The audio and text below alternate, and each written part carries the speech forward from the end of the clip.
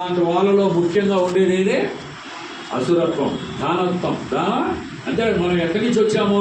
మమేవాంశో జీవలోకి జీవభూత సనాతన శాశ్వత ఆనంద స్వరూపుడైనటువంటి పరమాత్మ దగ్గర నుంచి అంశ తీసుకొని మనం ఈ భూమిపైకి వచ్చాం. అంటే మనము కూడా పరమాత్మ స్వరూపులమే. ఒక దానిలో పంచి అంటారు, ఇక్కడ దారపోతే కొంచెం దూరం పోయినా అక్కడ ఏమైంది, ఆడవాడు దారిపోయింది. అలాగా మనం ఎవరు అంశ? పరమాత్మ అంశ. అంటే మనలో ఏమి నిత్యం చేశాడు భగవంతుడు? ఆ కర్మత్వాన్ని, సత్యాన్ని చక్కగా లోపల నిత్యంతో చేశాడు.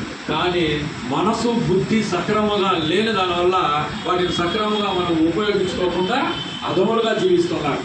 కాబట్టి ఆ అధమత్వం నుంచి దైవత్వం వరకు మనం మారాలంటే ఏం కావాలా? శ్రద్ధగా చేస్తే తప్పకుండా మనము అన్నింటిలో జయిస్తాము. ఆధ్యాత్మికతలో ముఖ్యంగా కావాల్సింది ఎవరికైనా ఈరోజు ఎందుకు రాలేదంటే నాకు పని ఉంది అంటారు. మొదట ఏది పని, అవన్నీ ఖాళీగా ఉంటే అప్పుడు వస్తారన్నమాట.